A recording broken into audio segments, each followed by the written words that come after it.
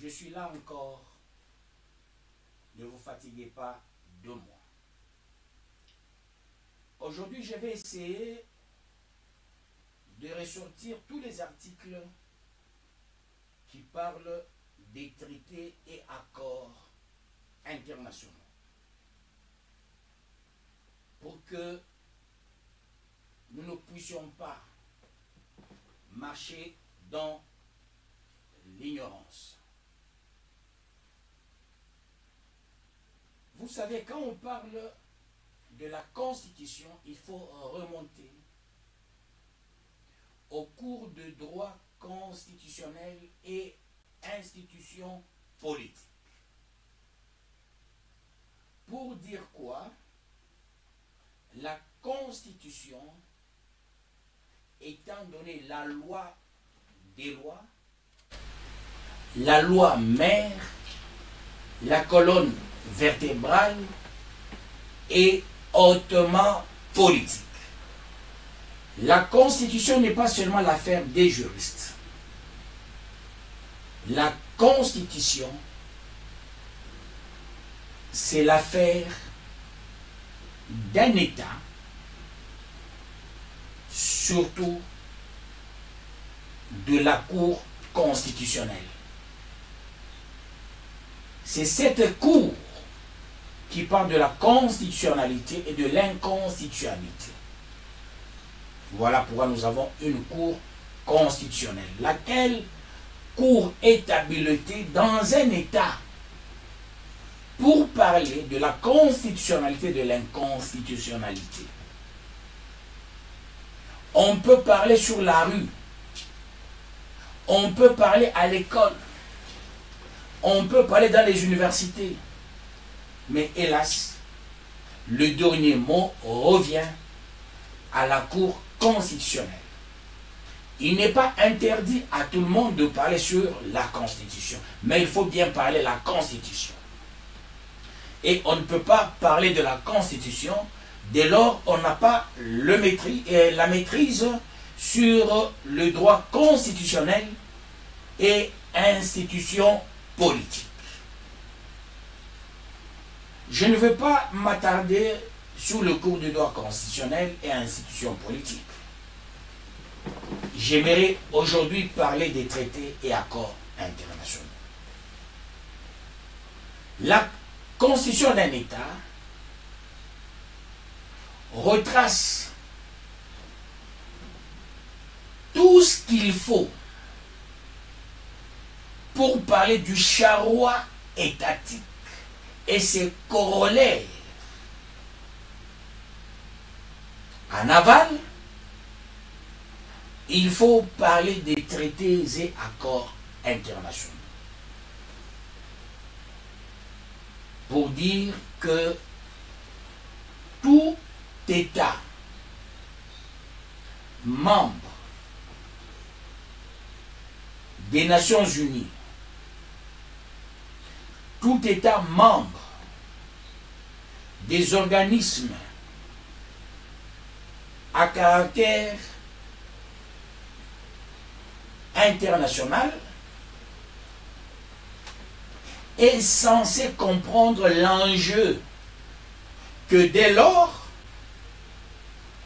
vous êtes membre des Nations Unies, les accords et traités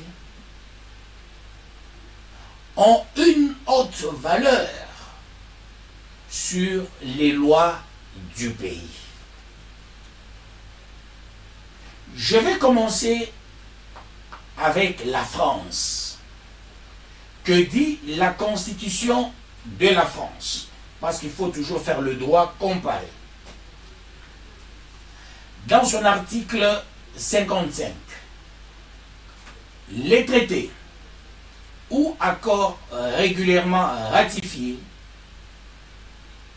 ou approuvés ont dès leur publication une autorité supérieure à celle des lois, sous réserve pour chaque accord ou traité de son application par l'autre partie. Vous voyez, C'est trop clair.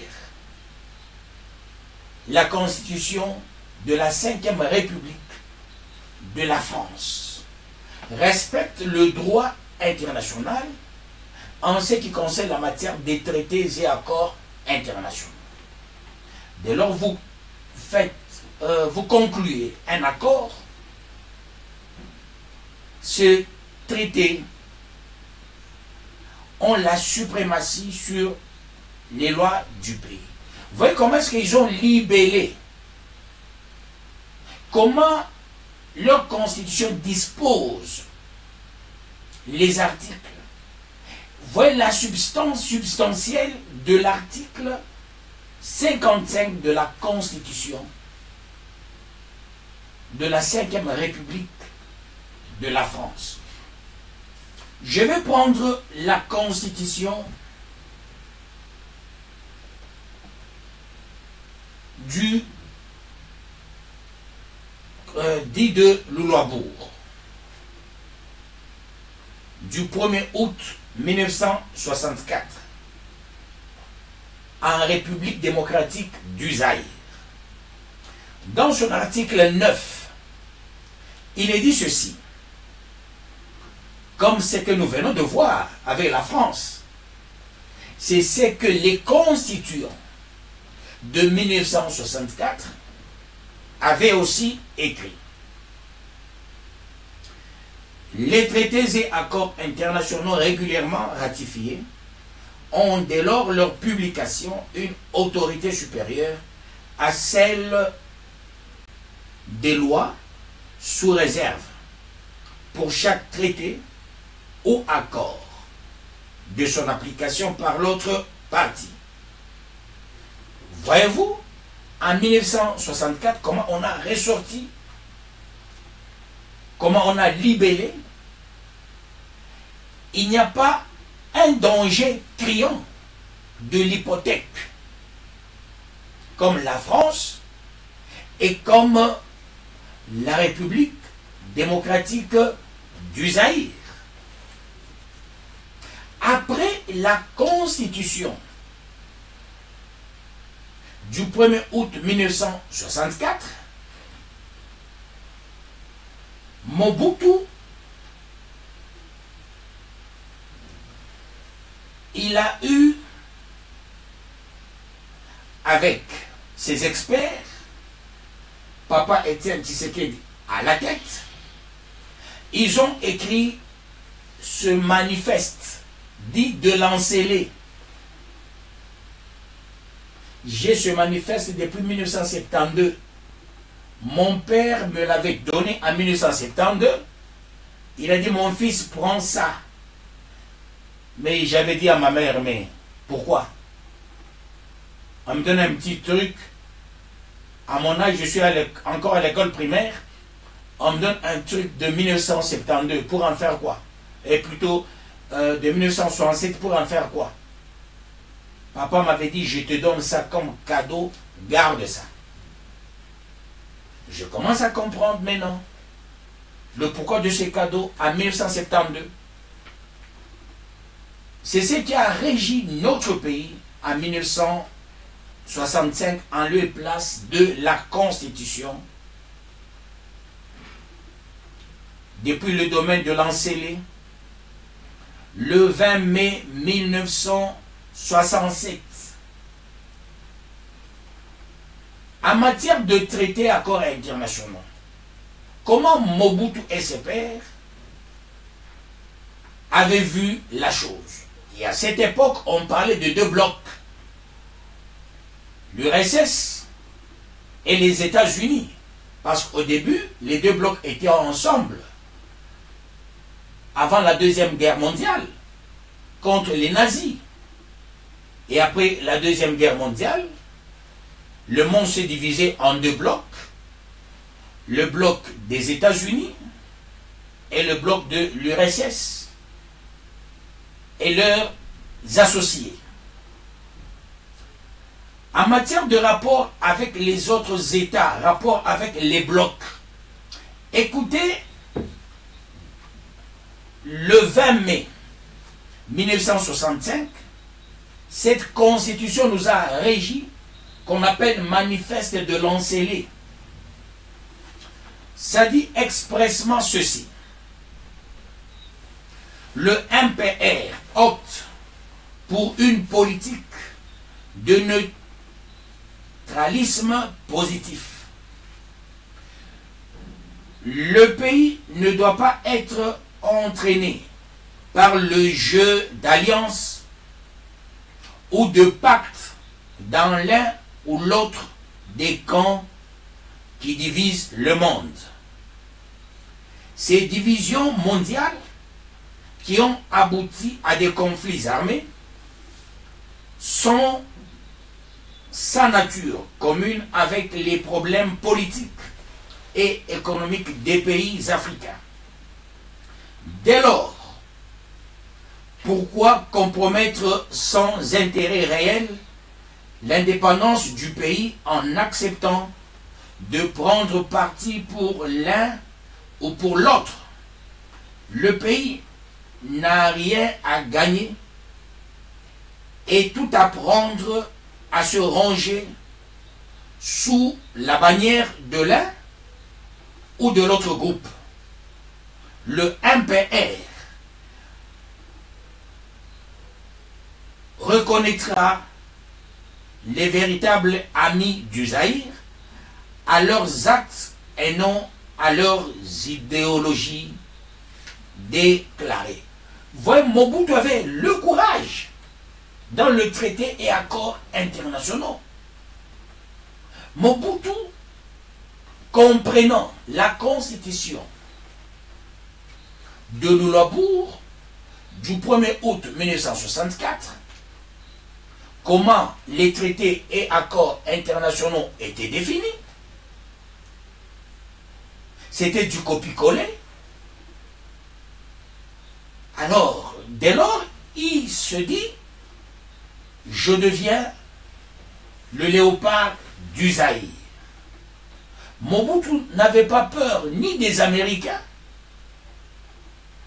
ni des Russes.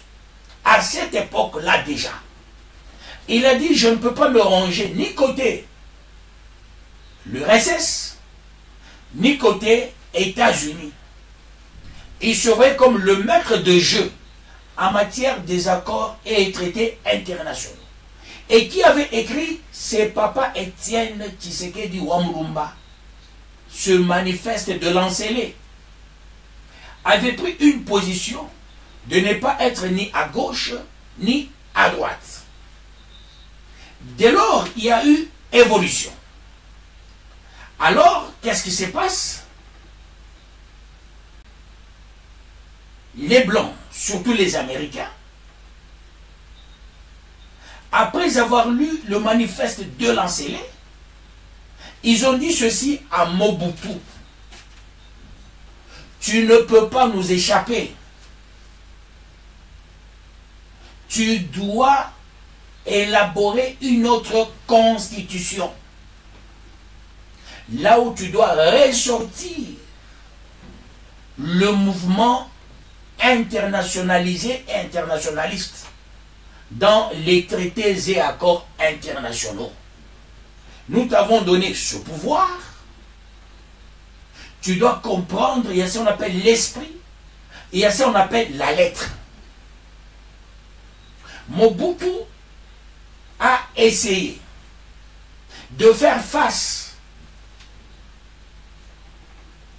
à cela qu'il imposait, d'avoir une constitution en bonne et due forme, dans laquelle constitution il faut ressortir les traités et accords internationaux.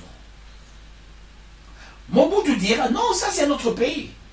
On lui a dit, vous ne savez pas que le Congo c'est le bassin du commerce extérieur. Si tu veux aller loin avec nous, tu vas quitter ce pouvoir.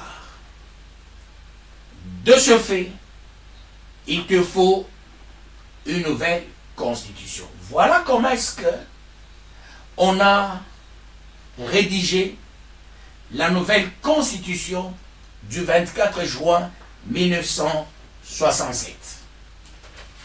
Et je vais vous lire l'esprit et la lettre de cette constitution en matière de traités et accords internationaux.